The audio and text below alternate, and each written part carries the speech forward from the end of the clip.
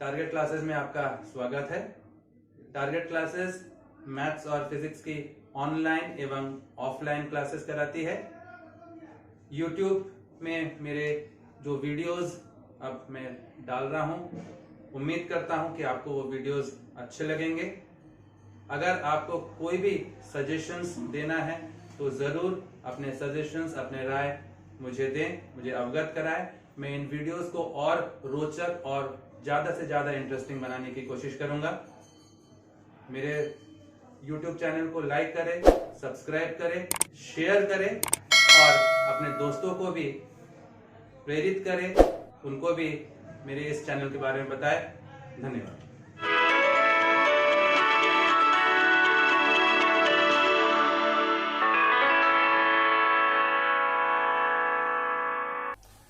तो आज का जो हमारा टॉपिक है that is force law and expression for time period of simple harmonic motion. कोई एक बॉडी है जो सिंपल हार्मोनिक मोशन एग्जीक्यूट कर रहा है। Suppose that body it is moving with a uniform angular velocity omega. अब जब वो एक यूनिफॉर्म एंगुलर वेलोसिटी ओमेगा से वो मूव कर रहा है, suppose after a certain time उसका जो डिस्प्लेसमेंट है from the mean position that is y। तो हमको मालूम है फ्रॉम सिंपल हार्मोनिक मोशन हम जानते हैं कि एक रिस्टोरिंग फोर्स एक्ट करता है and that restoring force is directly proportional to the displacement. तो हम देख रहे हैं रिस्टोरिंग फोर्स क्या लग रहा है, F is proportional to displacement y। At a certain instant that body is at a certain distance y from the mean position, तो उसका डिस्प्लेसमेंट है y। तो जो रिस्टोरिंग फोर्स है that is directly proportional to the displacement, ये हम जानते हैं। हम प्रोपोर्शनलिटी हटा रहे हैं, F is equal to minus K Y. मैंने यहां पर प्रोपोर्शनलिटी हटा के कांस्टेंट लगा, लेकिन मैंने साथ में माइनस लगाया। क्यों? क्योंकि आपको मालूम है कि एक रिस्टोरिंग फोर्स है, it is always directed towards the mean position, तो एक रिस्टोरिंग फोर्स हो गया। साथ में हम अगर मान ले वो जो बॉडी है उसका मास है m, तो फोर्स क्या लग रहा है हमको, सेकंड लॉ से F is equal to m into a, ये होता है force equal to mass into acceleration. लेकिन इसके पहले वाले वीडियो में हमने देखा एक्सेलरेशन इक्वेशन ऑफ SHM, ये क्या होता है। बट आप जानते हो एक्सेलरेशन इक्वेशन से minus omega square y. Acceleration of any body which is executing SHM, उसका एक्सेलरेशन क्या होगा, माइनस ओमेगा स्क्वायर वाई। तो देयरफॉर आपके पास फोर्स क्या आ रहा है, F is equal to m into a की जगह पे आप ओमेगा स्क्वायर वाई पुट कर रहे हो, तो m ओमेगा स्क्वायर वाई, आपने a की जगह पे minus omega square Y put कर दिया। तो ये आपका इक्वेशन नंबर 2 आ गया। यहां से आप देख रहे हो F is equal to minus K Y, और यहां से देख रहे हो F is equal to this. तो फ्रॉम इक्वेशन 1 एंड 2 अगर मैं दोनों को इक्वेट करता हूं तो आपके पास क्या आएगा, minus m omega square Y is equal to minus K Y, ऐसा होना चाहिए। माइनस यहां से दोनों को मैं इक्वेट कर दे रहा हूं, तो आपके पास क्या आ जाएगा, ये y कैंसिल हो गया, माइनस कैंसिल हो रहा है, omega square is equal to K by M आ जा रहा है।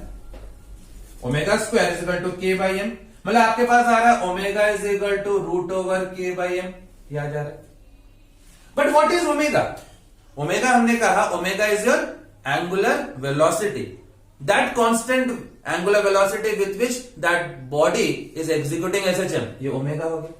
तो हमको ओमेगा मालूम है, ओमेगा क्या होता है, omega is equal to 2 pi by T. Omega that is equal to 2 pi by T, जहां पर टी क्या है, वह T is the time period of oscillation. Time period, जो टाइम वो बॉडी ले रहा है to execute one complete oscillation. तो आपके पास ओमेगा की जगह पे मैं 2 पाई बाई टी पुट कर रहा हूं, therefore 2 pi by T is equal to root over K by M. तो आपके पास क्या हो जाएगा, आपके पास 1 by T is equal to 1 by 2 pi root over K by M, ये आ रहा है 1 by T. 1 by T is equal to this. What is 1 by T? Reciprocal of time period is frequency, reciprocal of time period is frequency.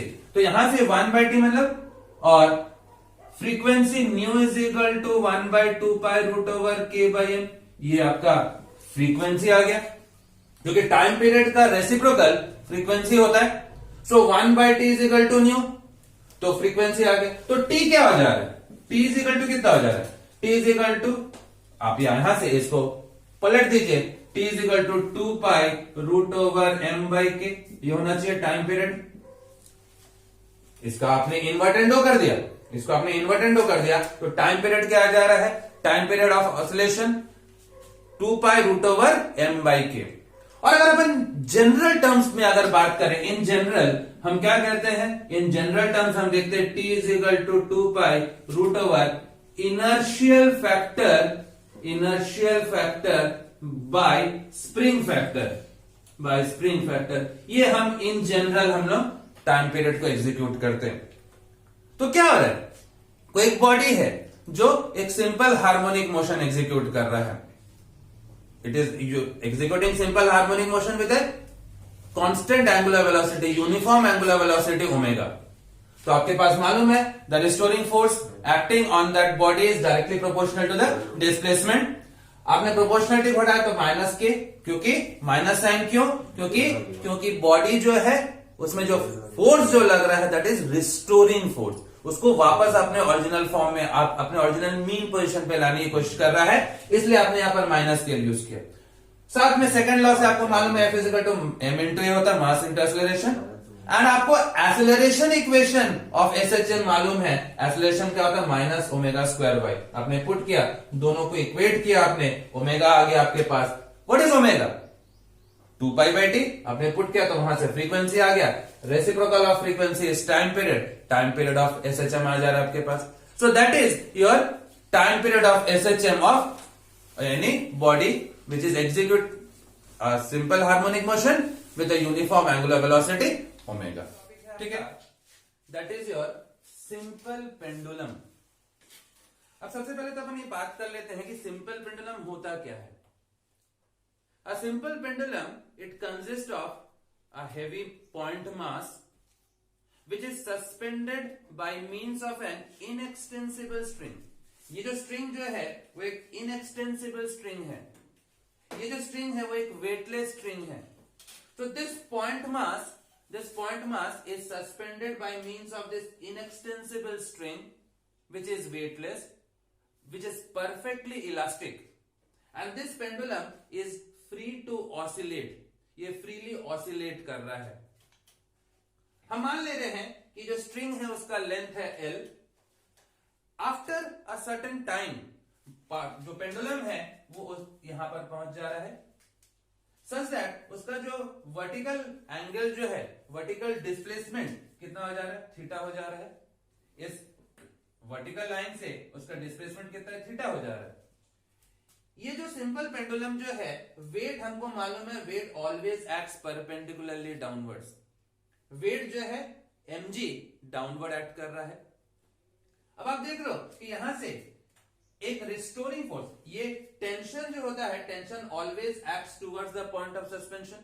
Tension is a force, उस string पे जो एक तनाव जो लग रहा है, जो टेंशन जो लग रहा है, that tension always acts towards the point of suspension. Point of suspension की तरफ एक्ट कर रहा है, वेट एक्ट कर रहा है डाउनवर्ड्स। अब मैं इस mg को मैं रिजॉल्व कर रहा हूं दो कंपोनेंट्स में। देखिए ये थीटा है तो ये भी एंगल थीटा होगा, करस्पॉन्डिंग एंगल्स आर इक्वल। भाई ये लाइन और ये लाइन पैरेलल है, ये ट्रांसवर्सल है, तो ये थीटा है तो ये भी थीटा होना चाहिए, करस्पॉन्डिंग एंगल्स आर इक्वल। तो mg इसको मैंने रिजॉल्व किया mg sin theta and mg cos theta. कैसे रिजॉल्व किया भाई, हमको मालूम है जब भी रिजॉल्व करते जो भी एंगल जो है, एंगल के सामने वाला जो कंपोनेंट है वो हमेशा साइन कंपोनेंट होगा। यहाँ पर थीटा ये है तो एंगल के सामने ये वाला जो कंपोनेंट है, ये कंपोनेंट साइन कंपोनेंट, और एंगल के साथ वाला क्या होगा, कॉस कंपोनेंट।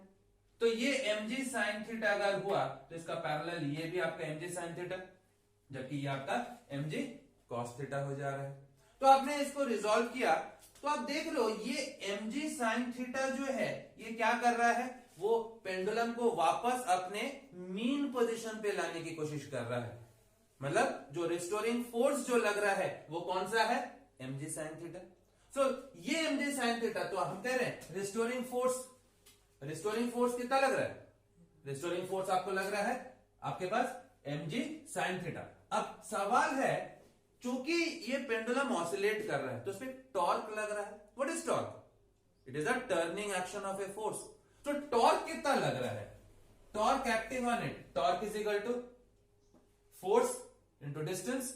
तो फोर्स क्या है आपका, restoring force minus mg sin theta into distance क्या है, लेंथ जो उसका स्ट्रिंग का है, जो लेंथ है स्ट्रिंग का दैट इज डिस्टेंस। तो आपके पास tau is equal to minus mg sin theta into L. अब हम लोग देखते हैं कि जब ये वर्टिकल एंगल जो है ये जब बहुत छोटा है 10 डिग्री या उससे कम, तो when angle is very small तो sine theta is approximately equal to theta. कब होगा ये, when angle is small, when theta is small तो आपके पास साइन थीटा जो है वो अप्रोक्सीमेटली थीटा के बराबर हो जाता है numerically sine theta is approximately equal to theta. तो देयरफॉर आपके पास टॉर्क क्या हो गया, माइनस mgl इंटू थीटा हो जाएगा। साइन थीटा की जगह पे हम लोग थीटा यूज करते हैं, क्यों, क्योंकि एंगल जब छोटा है तो साइन थीटा जो है that is approximately equal to theta. तो आपके पास टॉर्क आ रहा है माइनस mgl इंटू थीटा, ये टॉर्क आ गया। टॉर्क क्या आ गया, मतलब जो टॉर्क उस पेंडुलम को ऑसिलेट करवा रहा है, जो पेंडुलम को ऑसिलेट करवा रहा है। यहां पे ये जो फैक्टर है ये वाला, ये कांस्टेंट हो रहा है mgl, m is constant mass, g is acceleration due to gravity and length of the string, ये तो कांस्टेंट है। बट हम यहां पर कह रहे हैं but mgl is equal to k, that is called spring factor या स्प्रिंग कांस्टेंट। इसको हम लोग k से डिनोट करते हैं, वेयर k क्या है, k is your spring factor या स्प्रिंग कांस्टेंट जो भी है। तो हमको मालूम है t, अभी आपने क्या देखा था, टाइम पीरियड ऑफ SHM क्या था, t is equal to 2 pi root over inertial factor upon spring factor, हम जानते हैं ना। ऑल्सो आपको मालूम है time period t is equal to 2 pi root over inertial factor upon spring factor. अब यहां पर से आप देख रहे हो तो t क्या हो जा रहा है, t is equal to 2 pi root over inertial factor हमने देखा मोमेंट ऑफ इनर्शिया में पढ़ा था mr square, moment of inertia में हमने देखा था mr स्क्वायर। तो यहां पर डिस्टेंस क्या है, l है ना, तो यहां पर क्या ये ml स्क्वायर हो जाएगा। t is equal to 2 pi root over inertial factor by spring factor. Moment of inertia से हमको मालूम है mr square means ml square हो गया अपॉन स्प्रिंग फैक्टर, अब भी आपने निकाला mgl। तो यहां से आपका mm कैंसिल हो गया, ll कैंसिल हो गया, t is equal to 2 pi root over l by g. ये आपका time period of a simple pendulum आ गया। तो time period of a simple pendulum t is equal to 2 pi root over l by g. और ठीक इसका अगर अपन reciprocal कर देते हैं तो रेसिप्रोकल करने से क्या होगा, उसका फ्रीक्वेंसी आ जाएगा। तो ऑल्सो आपके पास फ्रीक्वेंसी न्यू क्या आ जाएगा, 1 by 2 pi root over g by l, that is your frequency of simple pendulum. तो हमने जो देखा तो सिंपल पेंडुलम है क्या चीज, simple pendulum it's a heavy point mass suspended from a rigid support by means of an inextensible string which is weightless, which is perfectly elastic, which is free to oscillate. After certain time उसका जो vertical displacement है वो theta हो जा रहा है, pendulum यहां आ गया, वेट हमेशा एक्ट कर रहा है mg downwards, mg sin theta जो है that is the restoring force, और वो रिस्टोर कर रहा है मतलब उस पेंडुलम को वापस लाने की कोशिश कर रहा है। तो हमको मालूम है टॉर्क क्या होता है, torque is equal to force into displacement, यहां पर restoring force mg sin theta into l distance. अब यहां से जब एंगल थीटा छोटा होगा तो sin थीटा अप्रोक्सीमेटली थीटा हो जाता है, आपने sin थीटा के जगह थीटा पुट किया। ये जो फैक्टर है वो कांस्टेंट है, इसको हम k से डिनोट कर रहे हैं and that is called spring factor. हमको मालूम है टाइम पीरियड क्या होता है, t is equal to 2 pi root over inertial factor by spring factor. Inertial factor moment of inertia से हमको मालूम है ml स्क्वायर, mr स्क्वायर कहते हैं हम लोग, ml स्क्वायर हो जाएगा यहाँ पे ml square upon spring factor, अभी आपने देखा mgl, तो यहां से आपके पास आ गया time period of a simple pendulum that is 2 pi root over l by g। तो जैसे हमने देखा time period of a simple pendulum t is equal to 2 pi root over l by g। अब जैसे मान लीजिए कई बार ऐसे घटनाएं होती है, मान लीजिए मैं ये जो पेंडुलम है इसको मैं एक लिफ्ट में ले जा रहा हूं और लिफ्ट के सीलिंग से मैंने उसको हैंग कर दिया, लिफ्ट के सीलिंग से हैंग कर दिया। जब तक ये लिफ्ट स्टेशनरी है, रुका हुआ है, तब जब वो पेंडुलम जब ऑसिलेट करेगा तो उसका टाइम पीरियड क्या हो जाएगा, t = 2π√L/g। लेकिन जब मैं मान ले रहा हूं कि वो लिफ्ट जो है that lift is moving upwards, lift ऊपर की तरफ जा रहा है with a certain acceleration, when हम मान ले रहे हैं कि when lift moves upwards with acceleration a मान लेता हूं, so that lift is moving with a certain acceleration upwards, ऊपर की तरफ वो उठ रहा है। अब जब लिफ्ट जब ऊपर की तरफ जब जा रहा है तो हमको मालूम है, हमने पहले भी देखा है, इफेक्टिव एक्सेलरेशन उसका क्या हो जाएगा, तो ऐसी स्थिति में आपके पास g' = g+a हो जाता है। When the lift is moving upwards, the acceleration becomes g' that is equal to g+a।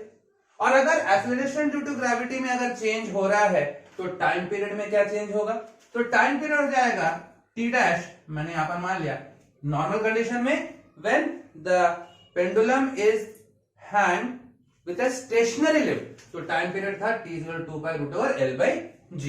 लेकिन जब लिफ्ट ऊपर की तरफ जा रहा है with a certain acceleration a, तो उसका एक्सेलरेशन हो जा रहा है g+a, तो टाइम पीरियड हो जाएगा t' = 2π√L/g के जगह पे g' हो जाएगा and that will B g+a होना चाहिए।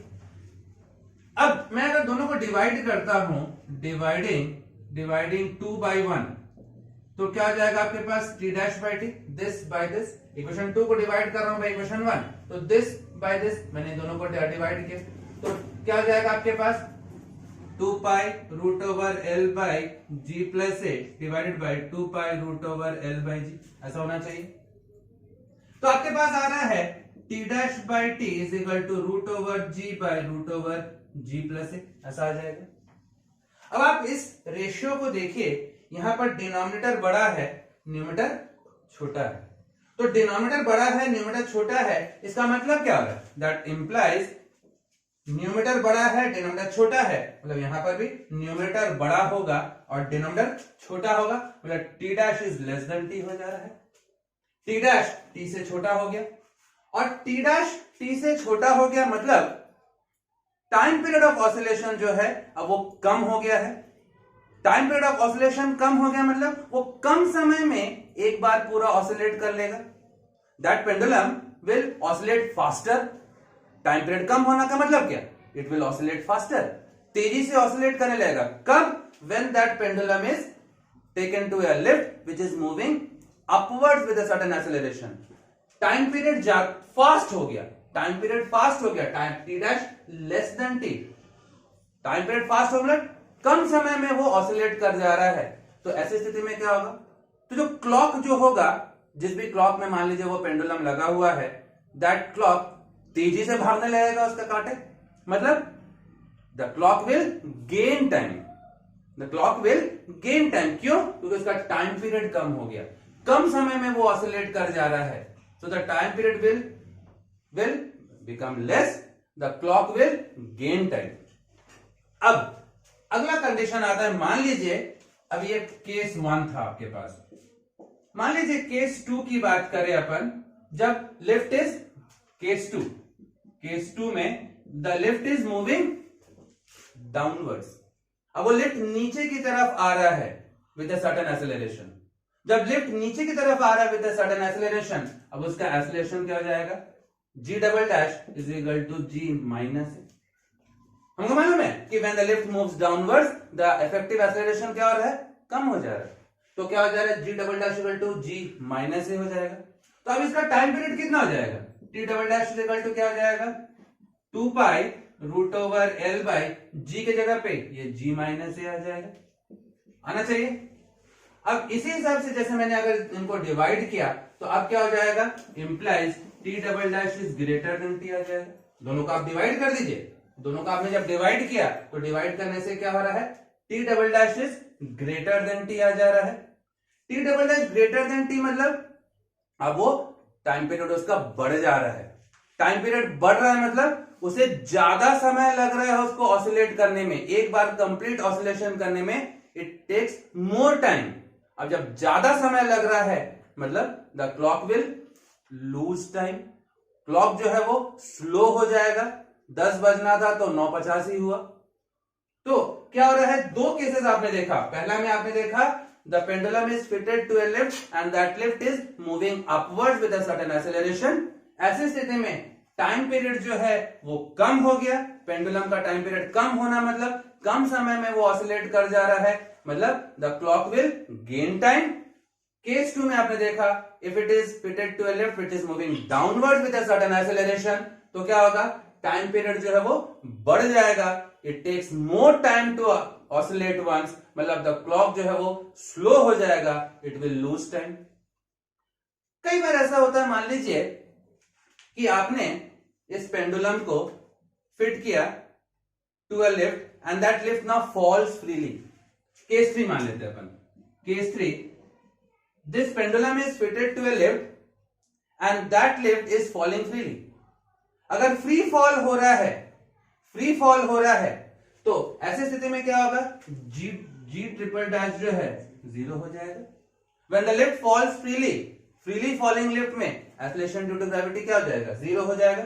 और अगर ये 0 हुआ, मैंने यहां पर 0 पुट किया, टी क्या हो जाएगा, टी ट्रिपल डैश इनफाइनाइट हो जाएगा, क्योंकि मैंने यहां पर 0 पुट कर दिया। तो 0 पुट किया तो टाइम पीरियड इनफाइनाइट हो जा रहा है।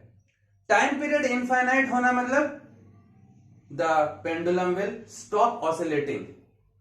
कब हो रहा है ये, when the lift is falling freely। when the lift falls freely तो उसका acceleration due to gravity 0 हो गया, मैंने इफेक्टिव वाला जो है, क्योंकि हमने यहां पर when the lift moves downward तो g माइनस ए करते हैं। अब अगर फ्रीली फॉल कर रहा है तो a जो है वो भी g के बराबर ही हो जाएगा ना। the acceleration with which that falls down, the acceleration with which that lift is falling down, तो ये एक्सेलरेशन g के बराबर हो जाएगा, तो g माइनस जी 0 हो जाएगा। तो for freely falling lift effective acceleration उसका 0 हो जा रहा है, और अगर इफेक्टिव एक्सेलरेशन 0 हो गया, टाइम पीरियड क्या हो गया, infinite. That means the lift now falling freely and the time period of oscillation becomes infinite, that means the pendulum will not oscillate। ठीक है। कई बार हम लोग देखते हैं, मान लीजिए उसी पेंडुलम को आपने किसी ट्रेन के सीलिंग में अटका दिया है। कोई ट्रेन चल रहा है ऐसा, the train is moving in a horizontal direction, the train is moving in a horizontal direction with acceleration a. G तो आपका डाउनवर्ड एक्ट कर रहा है, एक्सेलरेशन ड्यू टू ग्रेविटी। ना आपने क्या किया है, उस पेंडुलम को आपने ट्रेन के सीलिंग से आपने हैंग कर दिया है and the train is moving in the forward direction with acceleration a.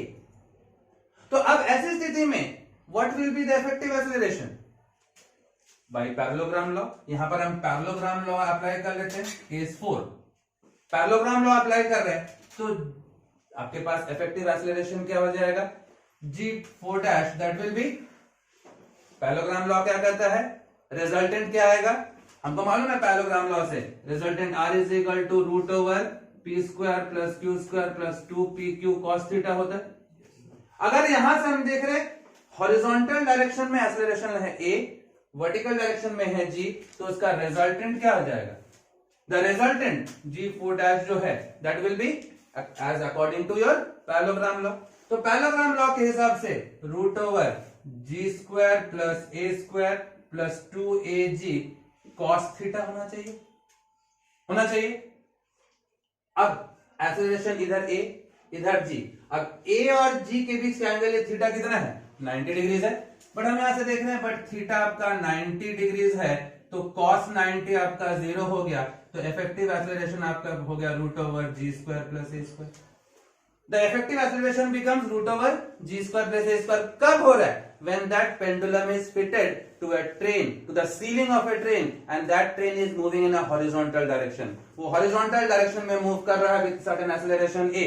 तो पैरेललोग्राम लॉ से जो उसका इफेक्टिव एक्सेलरेशन जो हो रहा है कितना आ जाएगा, तो ऐसी स्थिति में टाइम पीरियड क्या हो जाएगा, time period will be 2 pi root over L by जी, जी की जगह पे root over g square plus a square, ये आ जाएगा। So this will be the time period of that oscillating pendulum which is hung to the ceiling of a train and that train is moving in the horizontal direction with acceleration a, और उसका effective acceleration निकालने के लिए हमने parallelogram law apply किया है। Parallelogram law में हमको मालूम है रिजल्टेंट क्या होता है, root over p square plus q square plus 2p q cos theta. वही पुट किया आपने तो effective acceleration root over g square plus a square आ गया, आपने पुट कर दिया। क्लियर हो गया?